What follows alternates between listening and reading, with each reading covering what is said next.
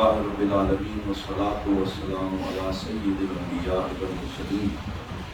وعلى آله وأصحابه وعترته أجمعين. أما بعد فأعوذ بالله من الشيطان الرجيم. بسم الله الرحمن الرحيم. قال الله تبارك وتعالى في القرآن المجيد والفرقان الحميد: ولا تصعر خدك للناس ولا تمشي في الأرض مرحا إن الله لا يحب كل مختال فخور. صدق الله مولانا العظيم وبلغنا رسوله النبي الكريم ونحن على ذلك لمن الشاهدين والشاكرين والحمد لله رب العالمين. تمام آباب بآواز بلند حضور کریم صلی اللہ علیہ وآلہ وسلم کی بارگاہ میں درود پاک کا نذرانہ پیش کریں. الصلاۃ والسلام علیک یا سیدی یا رسول اللہ. الصلاۃ والسلام علیک یا سیدی یا حبیب اللہ. الصلاۃ والسلام علیک یا رحمۃ للعالمین وعلی آلک واصحابک یا شفیع المذنبین. لائق کے سب عزت و تکریم حضور غریب نواز دیوان کریم حضرت قبلہ پیر محمد امین الحسن شاہ صاحب دامت برکاتہ القدسیہ سجادہ نشین آستانہ عالیہ امیر السالکین ڈیرہ شریف اور جملہ برادران طریقت برادران اسلام، اللہ کے فضل و کرم سے ہم سب آج کے جمعۃ المبارک کی اس نشست میں حاضر ہیں. دعا ہے اللہ تعالی ہم سب کی یہ حاضری اپنی بارگاہ میں قبول و منظور فرمائے اور ہمیں نیکی، تقوی، خیر اور بھلائی کی توفیق نصیب فرمائے. آج کے جمعۃ المبارک کی نشست میں قرآن حکیم کی جو تلاوت کرنے کا میں نے شرف حاصل کیا ہے، اس میں اللہ رب العزت نے آداب بیان فرماتے ہوئے راستے کے آداب کا ذکر فرمایا ہے. اسلام ایک ایسا جامع دین ہے کہ جو صرف ہمیں نماز، روزہ اور ان اعمال خیر کے آداب نہیں بتاتا، بلکہ مسجد سے لے کے گھر تک اور راستوں سے لے کے ریاست تک تمام تر شعبۂ حیات میں ہماری رہنمائی کرتا ہے. یہاں تک کہ بیت الخلاء میں جانے کے آداب بھی ذکر کیے گئے ہیں، لباس پہننے کے آداب بھی ذکر کیے گئے ہیں، ناخن تراشنے کے آداب اور سنتیں بھی ذکر کی گئی ہیں. تو اسی لیے ہم اسلام کو ایک کمپلیٹ کوڈ آف لائف اور ایک مکمل ضابطۂ حیات کہتے ہیں. اسلام اپنے ماننے والوں کو ایسے بے ہنگم طریقے سے زندگی گزارتے ہوئے نہیں دیکھنا چاہتا کہ وہ مسجد میں آئیں تو اس وقت تو وہ ایک صف میں بیٹھیں، لیکن اپنے راستوں میں، اپنے بازار میں اور اپنی معاشرت میں ان کی ترتیب نہ ہو اور وہ بہت زیادہ گہما گہمی اور فتنے کے عالم میں بازاروں اور راستوں کو رکھتے رہیں. اس چیز سے سختی سے منع کیا گیا ہے. آئیے آج آپ کے سامنے وہ احادیث پاک رکھتا ہوں جس میں سرکار دو عالم صلی اللہ علیہ وسلم نے قرآن حکیم کی روشنی میں ہماری یہ رہنمائی فرمائی ہے کہ مسلمان جس معاشرے میں بھی زندہ رہیں ان کے راستے کشادہ ہونے چاہیے، صاف ہونے چاہیے، ان میں گندگی نہیں ہونی چاہیے، اس میں ناجائز تجاوزات نہیں ہونی چاہیے، اس میں کوئی ایسی تکلیف دہ چیز نہیں رکھنی چاہیے جس سے گزرنے والوں کو تکلیف پہنچے. کیونکہ راستہ ایک ایسا بے زبان مظلوم ہے جو بول نہیں سکتا، جو اپنی حالت کو خود بیان نہیں کر سکتا. اگر اسے زبان ملتی تو وہ خود بتاتا کہ میرے اوپر چلنے والے غریب اور امیر اور بچے اور بڑے اور غنی اور فقیر جو ہیں وہ میرے ساتھ کیا سلوک کرتے ہیں. تو کیونکہ وہ خود بے زبان ہے تو اللہ اور اس کے رسول صلی اللہ علیہ وسلم نے راستے کے آداب کا ذکر فرمایا. ایک جگہ پہ حضور صلی اللہ علیہ وسلم نے ارشاد فرمایا: آتے کل ذی حق حقہ، کہ ہر حقدار کو اس کا حق پہنچاؤ، چاہے وہ خاموش ہو چاہے بولنے والا ہو، ہر حقدار شے کو اس کا حق پہنچاؤ. اور پھر حضور صلی اللہ علیہ وسلم نے ایک دن صحابہ کرام کو خطاب کرتے ہوئے ارشاد فرمایا: ایاکم والجلوس فی الطرقات. یہ متفق علیہ روایت ہے جو صحیح بخاری شریف اور صحیح مسلم شریف دونوں میں موجود ہے. فرمایا خبردار راستوں میں بیٹھا نہ کرو، راستوں میں بیٹھ کے گپے نہ لگایا کرو، راستے بند کر کے خوش گپیاں نہ کیا کرو، راستوں میں بیٹھنے سے بچو۔ تو صحابہ میں سے کچھ صحابہ نے عرض کیا ما لنا بد یا رسول اللہ انما ہی مجالسنا نتحدث فیہا، یا رسول اللہ ہمارے گھر اتنے کشادہ نہیں ہیں اور ہم نے بیٹھنا ہوتا ہے، ہمارے پاس کوئی اجتماعی جگہ نہیں ہے، اس لیے ہمارے پاس کوئی اور چارہ کار نہیں کہ ہم راستے کے قریب کسی جگہ پہ بیٹھتے ہیں، آپس میں خیر کی گفتگو کرتے ہیں، اچھی باتیں کرتے ہیں، اچھے خیالات کا تبادلہ کرتے ہیں۔ تو سرکار دو عالم صلی اللہ علیہ وآلہ وسلم نے ارشاد فرمایا فَإِذَا أَبِيتُمْ إِلَّا الْمَجَالِسِ، اگر تم بیٹھنا ضروری سمجھتے ہو اور اس کے علاوہ تمہارے پاس کوئی چارہ کار نہیں ہے فَأَعْتُ الطَّرِيقَ حَقَّهَا، تو پھر راستے کو اس کا حق دیا کرو۔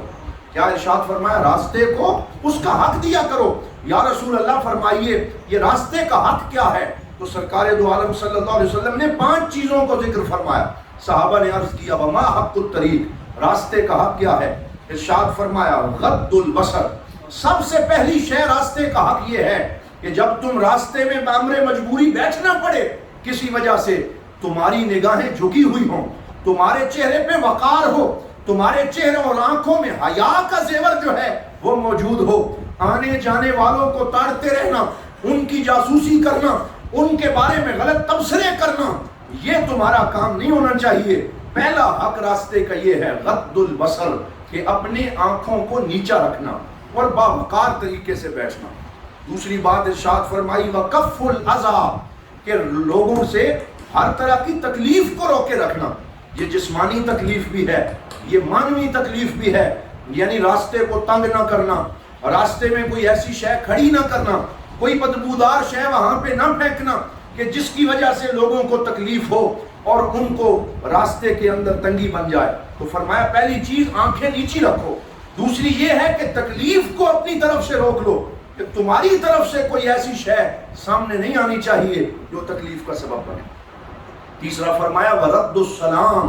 کہ تم سلام کا جواب دیتے رہو، راستے میں گونگے بن کے نہ بیٹھو، بلکہ جو کوئی بھی گزرے تم اسے سلام کرو، وہ تمہیں سلام کرے، تاکہ تمہاری طرف سے سلامتی کا پیغام جاتا رہے۔ اسلام سلامتی کا دین ہے۔ ہم جب نماز پڑھتے ہیں دن میں 17 رکعتیں ادا کریں یا 48 رکعتیں ادا کریں، اللہ کے پاک نبی کہہ دیجئے صلی اللہ علیہ وآلہ وسلم نے یہ ارشاد فرمایا نماز جب ختم کرو کہو السلام علیکم ورحمۃ اللہ، السلام علیکم ورحمۃ اللہ۔ تو مسلمان ہر نماز کے اختتام میں اپنے دائیں بائیں موجود پوری کائنات کو سلامتی کا پیغام دیتا ہے، پیس کا پیغام دیتا ہے۔ تو فرمایا تیسرا یہ ہے پہلے نگاہیں نیچی رکھو، پھر تکلیف نہ پہنچاؤ اور سلام کا جواب دو۔ اور ایک حدیث میں فرمایا وَسَلِّمْ عَلَىٰ مَنْ عَرَفْتَ وَمَنْ لَمْ تَعْرِفْ، فرمایا اسے بھی سلام کرو جسے تم جانتے ہو اور اسے بھی سلام کرو جسے تم نہیں جانتے۔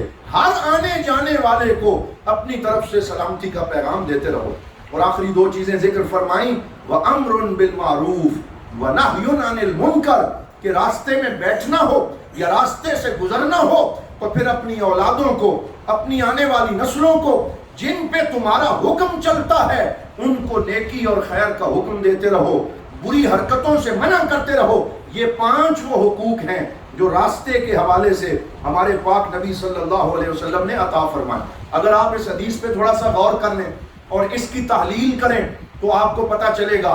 یہ حضور صلی اللہ علیہ وسلم راستے میں بیٹھنے سے کسے منع فرما رہے ہیں۔ 15ویں صدی کے مسلمان کو منع نہیں فرما رہے، 14ویں صدی کے مسلمان کو منع نہیں فرما رہے، بلکہ ڈائریکٹ سب سے پہلے اپنے صحابہ کو منع فرما رہے ہیں۔ اور پھر قیامت تک سب کو یہ پیغام جا رہا ہے۔ وہ صحابہ جو مدرسہ محمدی کے تلمیذان اول ہیں،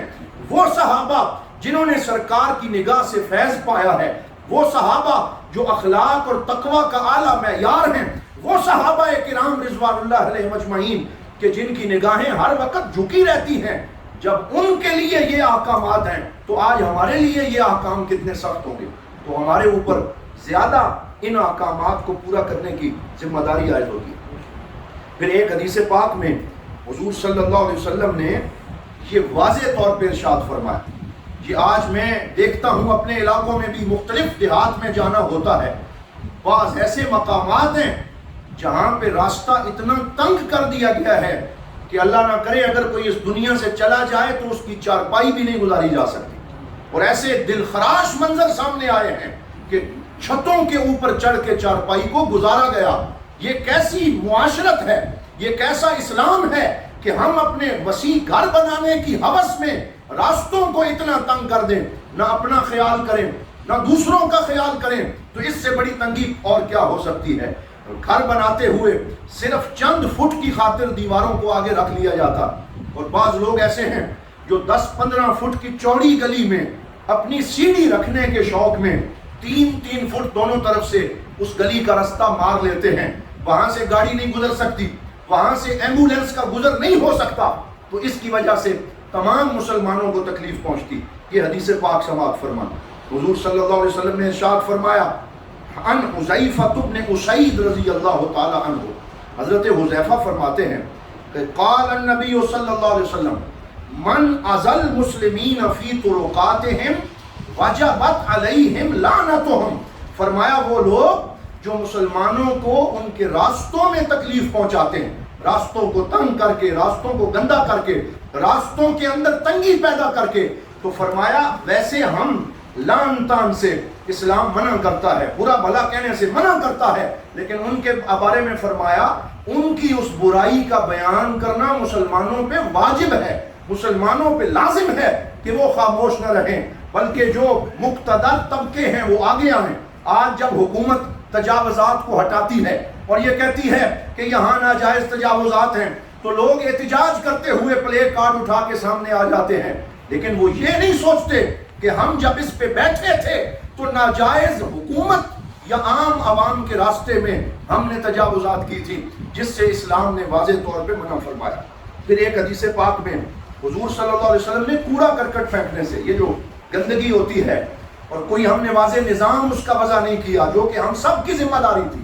تو ایسے ہوتا ہے بعض اوقات صبح لوگ گھروں سے نکلتے ہیں اور صرف اپنے گھر سے اس کوڑے کو دور کرنے کے لیے چند فٹ کے فاصلے پہ یا 100 میٹر کے فاصلے پہ چند اور معزز لوگوں کے گھروں کے سامنے ڈھیر لگا دیتے ہیں، گاڑیاں گزرتی ہیں، مہمان آتے ہیں، اور وہ راستہ جو کہ مسجد کی طرف آ رہا ہے، جو کہ دینی اداروں کی طرف آ رہا ہے، اس کے راستے میں اس طرح کی غلاظتیں پڑی ہوتی ہیں، تو کتنا برا تاثر ہے جو لوگ لے کے جاتے ہیں۔ تو یہاں پر حضور صلی اللہ علیہ وسلم نے ارشاد فرمایا، عن ابی ہریرہ رضی اللہ تعالی عنہ ان رجلا قال یا رسول اللہ، کہ ایک آدمی حاضر ہوا اور اس نے عرض کیا، یا رسول اللہ، مل کے کہیں صلی اللہ علیہ وآلہ وسلم، ان فلانتا مکثرۃ الصلاۃ والصیام، کہ فلاں عورت جو فلاں محلے میں رہتی ہے وہ نماز بہت زیادہ پڑھتی ہے، روزے بہت رکھتی ہے، نفلی عبادات بہت رکھتی ہے، غیر انہا تغزی جیرانہا بلسانہا، لیکن وہ اپنے پڑوسیوں کو اپنی زبان سے تکلیف پہنچاتی ہے، اس کا رویہ پڑوسیوں کے ساتھ اچھا نہیں ہے، تو سرکار نے فرمایا ہی فی النار، اپنی تمام تر روزے اور عبادات کے باوجود یہ جو اس کا پڑوسیوں کو تکلیف پہنچانے کا رویہ ہے، اس کی وجہ سے وہ جہنم کی آگ میں جلے گی۔ وہ رحمت للعالمین نبی جو ساری زندگی کے لیے، پوری امت کے لیے رحمت کے پیامی بن کے آئے، آپ نے یہ ترغیب بھی دی ہے، ترغیب بھی کی ہے اور ڈرایا بھی ہے، فرمایا اپنے پڑوسیوں کو، اپنے محلے والوں کو تکلیف دینا اور کوئی ایسا نظام مقرر نہ کرنا جس کی وجہ سے لوگوں کو تکلیف پہنچے، تو یہ راستہ جنت کی طرف نہیں جاتا، بلکہ یہ راستہ بہت تنگی اور مصیبت کی طرف لے کے جاتا۔ ایک اور حدیث پاک میں عرض کر رہا ہوں، اتقوا الملاعن الثلاثہ، حضور صلی اللہ علیہ وسلم نے فرمایا 3 لعنت کا موجب بننے والی چیزوں سے بچو، 3 لعنت کا موجب بننے والی چیزوں سے بچو۔ وہ کون سی ہیں؟ البراز فی الموارد، کہ راستوں کے اندر بول و براز کرنا یا غلاظت کو پھینکنا، وقارعۃ الطریق، اور راستوں کے کناروں پہ کوڑے کو پھینکنا، والظل، اور سائے والی جگہوں میں نجاست کو پھینکنا۔ یہ 3 وہ کام ہیں جس کی وجہ سے اللہ اور اس کے فرشتے اس انسان کے اوپر غضبناک ہوتے ہیں جو یہ کام کرتا ہے۔ اس حدیث کو حضرت سیدنا معاذ ابن جبل رضی اللہ تعالی عنہ نے روایت کیا۔ قرآن کریم کی آیت آپ پڑھتے رہتے ہیں، اللہ رب العزت نے ارشاد فرمایا یا ایھا الذین آمنوا خذوا زینتکم عند کل مسجد، فرمایا جب بھی کسی مسجد کی طرف جاؤ زیب و زینت کی کیفیت میں جاؤ، سج دھج کے جاؤ، خوشبو لگا کے جاؤ، اچھا لباس پہن کے جاؤ، تاکہ جب تم مسجد میں بیٹھو تو تمہارے وجود سے ارد گرد والوں کو تکلیف نہ پہنچے بلکہ خوشبو کے حلے آتے رہیں اور تمہاری اس کیفیت سے دوسرے لوگ بھی حظ اٹھاتے رہیں۔ تو جب فرمایا زینت کے ساتھ مساجد میں آؤ تو پھر اس میں آپ تصور کریں کہ اگر راستے گدلے ہوں، میلے ہوں تو پھر وہ زینت جو ہے وہ کوئی معنی نہیں رکھتی۔ آخری حدیث پاک میں یہاں پہ عرض کرتا ہوں، حضور نبی رحمت صلی اللہ علیہ وسلم جب مدینہ پاک میں تشریف لائے تو آپ سیرت میں پڑھیں تو سیرت ابن اسحاق میں لکھا ہے اول اعمال الرسول فی المدینہ صلی اللہ علیہ وسلم، مدینے میں سرکار نے جو پہلے 5 کام فرمائے ان میں ایک یہ تھا کہ مواخات فرمائی، یعنی انصار اور مہاجرین کو بھائی بھائی بنا دیا۔ دوسرا یہ تھا بناء المسجد، مسجد نبوی کی تعمیر فرمائی۔ تیسرا یہ تھا کہ سرکار دو عالم صلی اللہ علیہ وسلم نے میثاق مدینہ کے تحت ایک کنٹریکٹ سائن کیا جس میں پورے قوانین جو ہیں وہ یہود کے لیے اور اوس اور خزرج کے لیے لکھ دیے۔ اور آخری 2 کام یہ تھے بناء السوق و بناء الطریق، کہ سرکار نے مسجد کے قیام کے بعد مسجد کے بالکل سامنے مدینے کے سینٹر میں بازار قائم کیا تاکہ لوگ یہودیوں کے بازار میں نہ جائیں اور ان کا ایک اپنا بازار ہو، اور پھر اس بازار اور مسجد کے درمیان وسیع راستہ بنایا تاکہ جو لوگ مسجد سے نکلیں اور اس کے حلال کمانے کے لیے بازار میں پہنچیں، بازار سے نکلیں مسجد میں پہنچیں اور ان کے راستے میں کسی طرح کی کوئی دقت نہ ہو۔ اور اس موقع پہ سرکار نے کیا ارشاد فرمایا کہ ہم سب کے لیے ایک روڈ میپ ہے، یہ ہم سب کے لیے ایک پیغام ہے کہ جب بھی راستوں کی بات آئے سرکار دو عالم صلی اللہ علیہ وسلم کے اس پیغام کو پیش نظر رکھیں۔ حضور نے فرمایا اجعلوا الطریق 7 اذرع، کہ جب راستہ بناؤ تو 7 ہاتھ اسے چوڑا رکھو۔ کیا فرمایا؟ 7 ہاتھ راستے کو چوڑا رکھو، اور اگر 7 ہاتھوں کی پیمائش بن جائے تو وہ کم از کم 10 فٹ راستہ بنتا ہے، جس کی ہمیں سرکار دو عالم صلی اللہ علیہ وسلم نے تلقین فرمائی۔ پھر فرمایا بینما رجل یمشی بطریق، ایک آدمی ایک راستے سے گزر رہا تھا، وجد غصن شوک علی الطریق، تو اس نے راستے میں کانٹوں والی ایک ٹہنی کو پڑے ہوئے دیکھا، فأخرہ، اور اس کو وہاں سے ہٹا دیا، راستے کو صاف کر دیا، فشکر اللہ لہ فغفر لہ، تو اللہ تعالیٰ نے اس کے اس ایک عمل کی وجہ سے اس کی بخشش و مغفرت فرمائی اور اس کے تمام اعمال قبول فرما لیے اور اس کے گناہ معاف فرما دیے۔ تو یہ وہ تمام احادیث پاک ہمارے پیش نظر ہیں، اور حضور نبی رحمت صلی اللہ علیہ وآلہ وسلم نے ان لوگوں کے بارے میں فرمایا جو راستوں میں بیٹھ کے لوگوں کو تاڑتے ہیں اور ان کی خبر گیری کرتے ہیں۔ خبر گیری سے مراد یہ ہے کہ ان کی اندر کی خبریں لینے کی کوشش کرتے رہتے ہیں، آج ان کے گھر کون آیا کون گیا، اور اس طرح کی باتیں پھر آگے پہنچاتے ہیں۔ حضور صلی اللہ علیہ وسلم نے ارشاد فرمایا عن ابن عمر، حضرت عبداللہ ابن عمر روایت کرتے ہیں، صعد رسول اللہ علی المنبر، حضور صلی اللہ علیہ وسلم منبر پر تشریف لائے، فنادا بصوت رفیع، بلند آواز سے خطبہ دیا، فقال یا معشر من اسلم بلسانہ ولم یفد الایمان الی قلبہ، اے وہ لوگوں جو زبان سے مسلمان ہوئے لیکن ایمان ان کے دل تک ابھی نہیں پہنچا، ایسے لوگوں کو مخاطب کیا، لا تؤذوا المسلمین، مسلمانوں کو تکلیف نہ دیا کرو، ولا تتبعوا عوراتہم، اور ان کی اندر کی خبریں لینے کی کوشش نہ کیا کرو، فإنه من تتبع عورت اخیہ المسلم تتبع اللہ عورتہ، فرمایا جو اپنے مسلمان بھائی کی جاسوسی کرنے کی کوشش کرتا ہے اللہ تعالیٰ اس کے راز فاش کر دیتا ہے، اللہ تعالیٰ لوگوں کے سامنے اسے رسوا کر دیتا ہے اور پھر اس کا کوئی جو ہے وہ کہیں پہ ٹھکانہ نہیں ہوتا۔ تو آج کے اس مختصر خطبہ جمعہ میں ہم نے یہ سیکھا کہ ہمیں راستوں کو کشادہ بنانا چاہیے، راستوں سے رکاوٹوں کو دور کرنا چاہیے، کوئی گاڑی ہو کوئی رکاوٹ ہو اپنی طرف سے راستے میں وہ کھڑی نہیں کرنی چاہیے بلکہ تمام لوگوں کے لیے آسانی پیدا کرنی چاہیے تاکہ اللہ تعالیٰ ہمارے لیے آسانیاں پیدا فرمائے۔ اللہ تعالیٰ ہم سب کو ان کاموں کے اندر کوشش کرنے کی توفیق عطا فرمائے۔ وآخر دعوانا ان الحمد للہ رب العالمین۔